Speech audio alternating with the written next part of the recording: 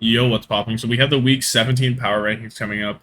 I did not get to record pretty much anything this weekend because I was too busy, and now I'm finally back to my apartment. And I was traveling and all that, so videos should come a bit more regularly, but I still have to change apartments, so I'll figure it out. But right now, Week 17 Power Rankings, there is a pretty big shift going on here. So starting off at number 13 is to no one's surprise to Paris Eternal. They're still Paris. They don't really have the same talent level as the rest of this league right now, I think. Malthel and Delver are not carrying maps. Let's be honest here. They didn't have the initial buff or bonus from like knowing this meta already and playing in it, and it's not going to improve. No one's expecting Paris to do anything. I don't think Paris as a franchise is expecting to do anything. I don't think the fans are expecting anything. Paris are probably going to stay down here for a long time. I don't know if they don't get 3-0'd by anyone, but maybe at number 12, who they play next week, is the New York Excelsior. Now, I think New York is like I don't even know if like Paris take a map still because we've seen Flora and Yaki be able to take maps. We have Steel Series even. We've seen it. We haven't seen anything close to that. I think New York probably is a solid tier above them. I don't do tier breaks because they're too they don't matter too much, man. You see teams jump tiers from one game to the next. If Paris comes in and beats New York, it's like, well, then what was the tier break for? Clearly, it was fraudulent. You know what I mean? I don't know. But anyway, New York, Paris. New York, they're just doing the same things. They're still inconsistent. It's just not there. And they are going to fall one because Florida actually goes up. I don't think the real outcome has changed anything from here. Is anyone surprised they got the ribs from Shock? No. They're not going to improve off that. They didn't really get much worse either. They're just going to stay where they are. But coming in at number 11 is going to be the Boston Uprising, who is falling a slot. Now, this is mostly because Florida actually. Well, let me go up one because Florida's ahead of them. It kind of factors in here. Boston, they're just stagnant, right? You'd think they have Mag, so they should get better with Mag as they go on. He has better statistics than Punk on Junker Queen, true, but I don't think the synergy's there. It hasn't manifested itself yet in 2 weeks. And yes, they have played the best opponents. They played Shock, they played Dallas, they played Toronto in that order. And those are the three best teams right now. So it makes sense that they don't look good, but I don't even feel like they have really shown a whole lot of improvement. I think they maybe were a little bit better against Toronto. You did see Mag get like be on the same page more. He wasn't just like not with the team sometimes. Well, he was, but he wasn't like, you know what I mean? It wasn't quite as bad, I think. But for Boston, you have to think maybe just going with Punk was a better decision if you wanted to have at least a say in this tournament. Because right now it looks like they have a real chance of just being bottom three in the league because Vancouver's on the up and up, right? So someone has to go down if Vancouver goes up, and right now it looks like it should be Boston. So I think they needed every single point. I don't think they could afford to sit back and let Mag play. I think they really needed to fight for all of these wins. And yes, maybe those wins were impossible, but we'll see because upcoming they play against Vancouver, so it's going to be a huge match to determine who's in the bottom three. And if Punk was a better decision overall, they're going to regret not playing him this whole time, right? Because that's like an important match that they probably want to win. Anyway, looking at Florida, I like Florida in a way because they're at least trying things. They're bringing up things like the flex support, things like that. Florida, they're playing wacky stuff, and it's forcing teams like the Dallas Fuel to switch compositions entirely. We saw Hanbin on Diva because he was worried. So they're at least trying things, and you see some thought process there. Whether or not it's actually good, it's hard to say, but it was good enough to take a map off Dallas. So that should be good enough, right? Um, I like the thought process there. I don't think they're actually a good team right now in this meta, but I think the thought process alone makes them better than the bottom three right now. Then moving on to number, what is this, 9? What, 13, 12, 11, 10, 9? It's going to be the London Spitfire. So London kind of took a step back this stage, or this week, rather. Um, so they lose to Atlanta 3-1, and then they lose to Washington 3-2. And they're really pushing backbone on May. And I like that because realistically, if you're London, you're not going to beat Dallas Fuels, San Francisco Shock, Toronto Defiant, teams like that right now, just mirroring them. So they're like, okay, we'll play the May and we'll at least have a different way of winning. I think they're forcing it maybe a little too much. There's sometimes I'm like, what is the May really doing on this map? And it's like, not a lot. I forget which map I thought that on. Let me quickly look. Probably, I mean, I did it on Jib for a bit. Coliseum even. Nah, May has some weren't there, but um, I don't entirely remember if I'm being honest. But there was definitely times where I'm like, they don't really need to play the May here. Um, and it kind of does hurt them for it, especially whenever Sparker is able to be. Whenever the enemy Sojourn plays at the same level or better than Sparker, they really struggle. Like they collapse almost. I would not collapse, but they do struggle. Like Decay was matching up pretty damn well with Sparker. London didn't really. They don't have that star Genji. Like Backbone Genji, you can say it's like okay, it's like usable, but it's not. Comparing it to other Genjis above him right now, like look at the teams that aren't there. Well, Speedily not had a great showing, but he's been better than Backbone, I would think. And then you have Pelican, Assassin, Kevster, who has been pretty not great at Genji this meta, I would like to say. But still better than Backbone, right? Backbone is not sending you over the hump really. And that's why they're playing the Mei. Relying on it a little too much, and it does hurt them in this meta. So yeah. Now coming in at number 8, it's going over to Washington Justice. So I actually don't think Washington are missing their players at all. They're not missing Vigilante. They're not missing Mag, and they're not missing Happy. As weird as that sounds, they're not missing Happy. The K is able to step up, and he's playing just as well, or even you could argue better than Happy was on the Sojourn. I know, but the K is that player. You know, he's had a good hit scan before. We've seen it. An Assassin stepping up to the Genji. Washington looked like a pretty damn good team that is actually pretty scary. They're not going any higher for me because maybe they should be, but I don't know. It's so hard to justify that based on what's happening now. Like they haven't taken a step back, but they still lose to Vancouver, right? And other than that, there's not a whole lot to go by. Like they're better than London for sure, but they're also worse than Vancouver for sure. Not for sure. They were both close matches. Washington could beat Vancouver. Let's not get it twisted right now. But I don't know. Something there's no real weakness with Washington right now. Can you point at anything on Washington and say this is a problem with this team and this composition? Not really. They have solid Sojourn, Genji, Kalios has been pretty good on the Junker Queen. We saw his stats.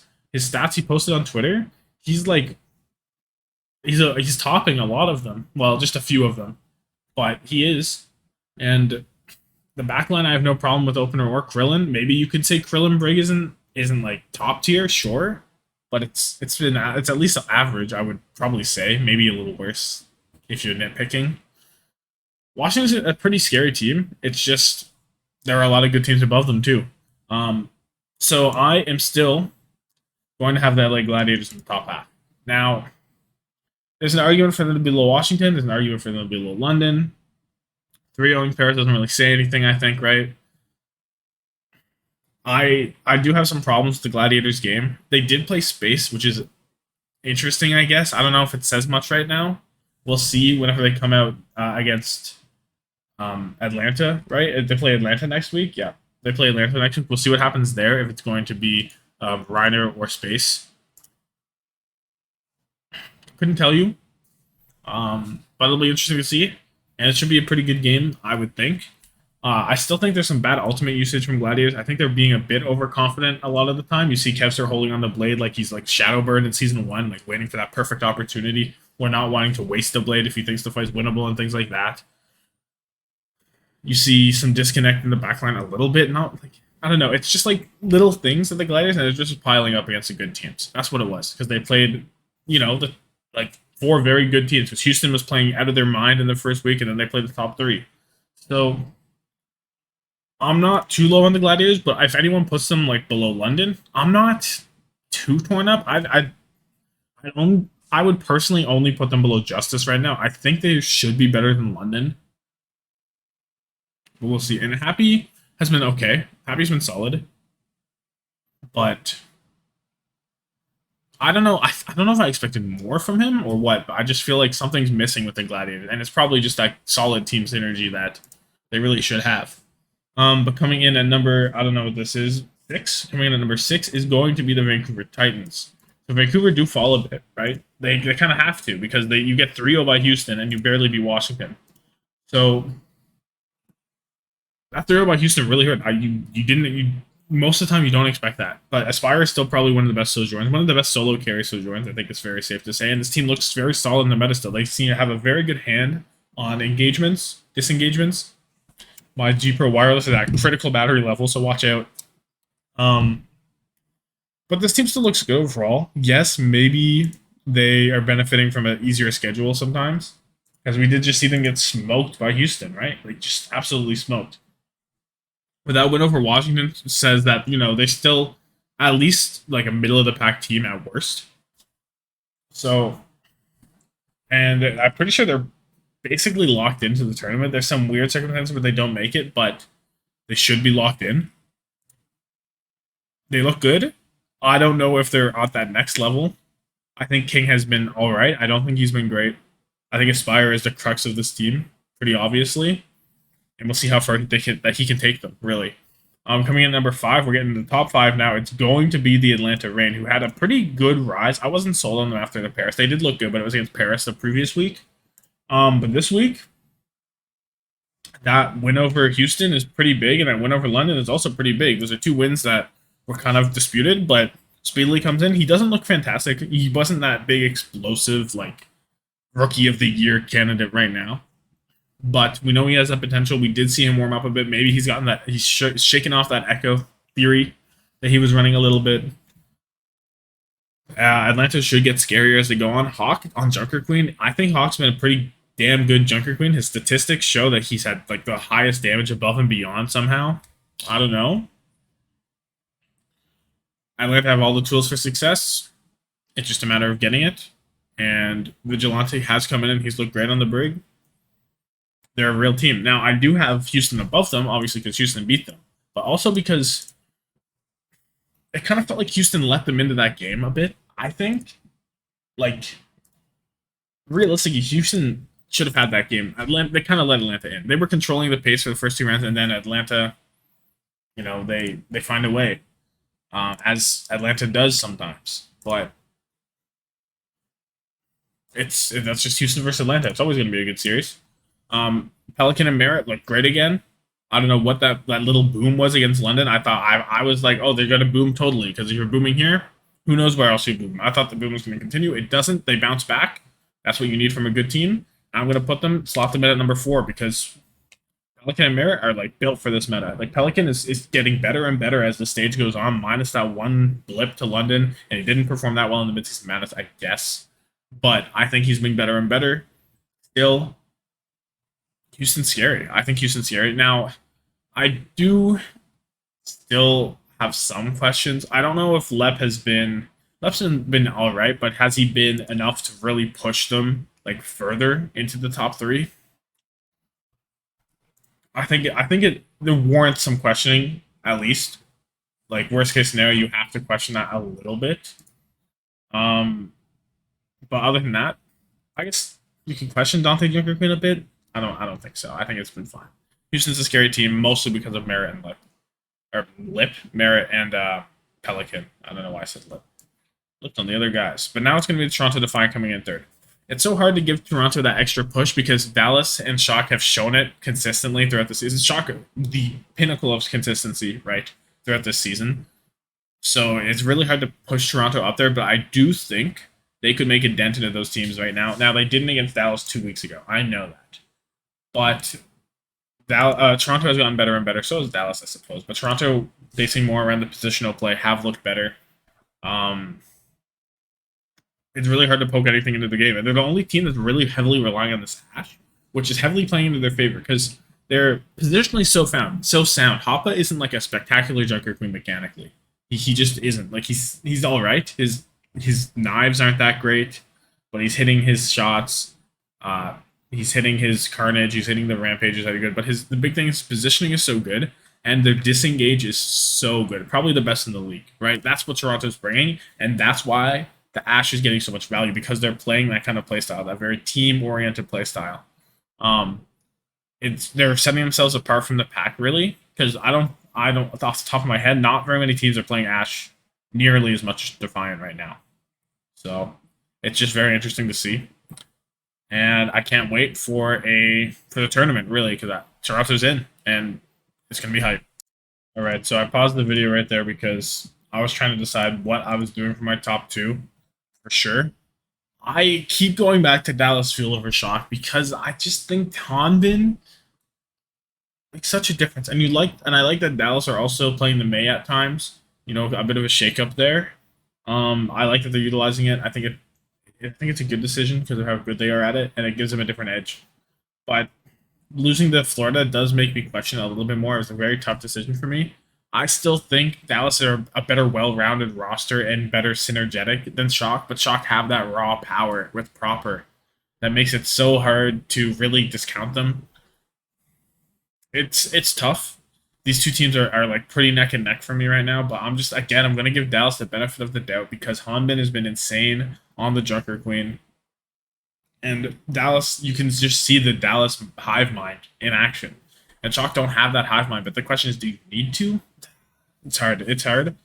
Um, it's going to be very interesting to see these teams match up if they do. I'm going to give it to Dallas right now, just because they should be better in this meta, and they kind of look to be, but shock are shock. You know, it's impossible to say. Um, but anyway, going over to the East, no surprise that LA Valiant are at the bottom. They're just I'm still they got really exposed this week, I think, because against Seoul, Dia couldn't do anything on the Junker Queen. They just nothing was getting done there.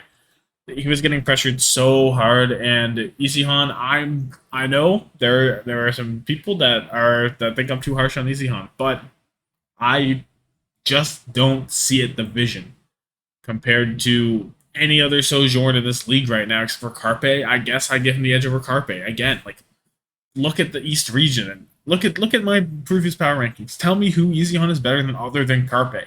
No one. Jimmy's carried 2 games in a row for the charge. Not in a row, but 2 games. Like,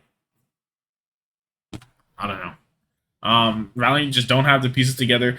I still don't think Dia is playing for the team as much. Like, he's getting a lot of individual value when he's allowed to, but he gets pressured down. He's just not providing the value. It's not coming from anywhere else. Like, sometimes, yes, Easy Hunt is finding a pick, and he's opening it up a little bit. Like, yes, but that's just the character, man. That's not him. I don't think. I still think Becky's a troll artist. Langza has not been great. Saucet on Brig has honestly been probably the best part of this roster. Maybe that's troll on my part to say. I don't know. This roster's not very bright in general right now, and they just feel a step behind everyone else. But coming in at number 6 is going to be the Philadelphia Fusion. No way you get reverse swept by Charge like that. No way you get reverse swept by Charge. Like, Fury still doesn't have it together. The backline doesn't have it together. Carpe is non-existent. It's Zest trying to do it all. He can't. He just can't. Um, Nothing else to say. Philly are in a dangerous position, and you know what? I still am not confident that Spark will be able to beat them because it's Philadelphia Fusion, and they'll just decide, you know what? We're going to play well against the Spark. So watch out for that. That's going to be a matchup because the East is heavily contested. Honestly, no one's out of it technically. Like, Valiant's basically out of it. But other than that, it could be a close one, really. Because Chengdu should be in because they're playing well. I guess that's a different discussion because we'll get there. But the East is pretty contested right now. I'm gonna go with Charge next. Obviously, the next is gonna be like it's pretty obvious after this point. But Charge have been playing pretty all right. Um, they're mostly just out matchupping the people they're beating. Like, they beat Philly and Valiant, and that's just like they're kind of like pound for pound, they're better than those teams. It's not really about the synergy or anything, I think, because like pound for pound, Jimmy was doing more than Carpe. I still want more from Choice A1 in this meta. I don't know why. I feel like I want him. I want more from him. I want him to be that guy. He hasn't been that guy right now. It's almost I don't want to say concerning, but it's like the pieces around him got better, but he hasn't. I don't know. Um, Krong, like, I guess you could say Krong's gotten better at Junker Queen. It's still not exceptional, but it's hard to tell who is, I suppose. And the backline's been solid, but Charge have a legitimate shot, I guess, at at going places. Who do they play next week? They end up playing Spark and Chengdu. If they can make an upset against Spark, who knows? Who knows what will happen from there? But now talking about Spark, why did Gouchway play? Can anyone explain to me why Gouchway played? Like, what was going on there? They put Bernard in right again. Like, was Bernard sick? Was something going on? Am I missing something? Because Bernard looks like, I was like, well, Gouchway's not playing poorly, but then like Bernard comes in, he's just better. Like, in every like, I don't know how you can justify putting in Gouchway. It's not like Bernard wasn't working. Like, I mean, like you could say that, but they didn't have Alpha East. So that's not really fair to say. Just don't put Gouchway in for Junker Queen. It doesn't. I don't see the vision on that. I'm gonna be honest. It doesn't make any sense. Is Bernard really what you're gonna point out and say? Yeah, Bernard could be better. Like, oh, off button, you know. Um, but Spark gotta get in gear. Losing to Chengdu. Chengdu just played better. Like Leave was diffing shy. And if Leave's diffing shy, then what hope do they have? They don't have any hope. So Spark, you need Shy to be the best player in the lobby, and if he's not, you lost. That's just it. Spark have never won a game where Shy is not the best player in the lobby. Pretty much. Um, that's just how it is. We'll see how they do. Spark have a Philadelphia and Charge next, so they could go 3-3. They should go 3-3, but Spark versus Charge may end up being what determines the fourth seed of the East. Next up is going to be Chengdu. They're so impressive right now, I think. Like, the least impressive part is maybe Gaga, because Gaga Joker Queen hasn't been, like, a star, but it doesn't need to be. You have Jinmu and you have Leaf just fucking shit up. That's it. That's really what Chengdu is doing right now. And Leaf has been immaculate, really. That's a big thing. And then the final two, I'm gonna be maybe boring and oops. I'm gonna be boring and keep it the same. It's just Seoul Shanghai. I think Seoul should be better right now. I don't know. It's hard to say until they meet, but I'm just gonna keep going with Seoul. Uh,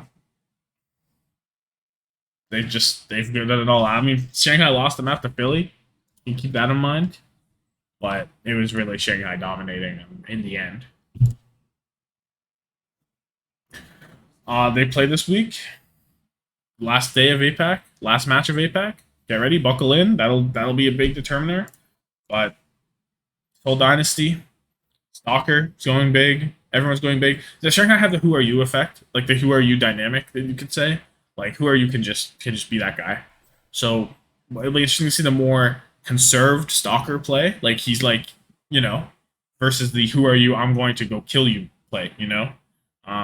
Maybe you don't, but that's how kind of I see it. That's like kind of what differentiates these teams in my mind, at least, is Who Are You versus Stalker is the main thing to me. And I think Stalker probably should be the better play style, but Who Are You is so good, it's hard to say. So get hyped for that matchup, and let me know your thoughts on my rankings, who's too high, who's too low. So hopefully more content coming because I had a busy week. I'm going to have another busy week.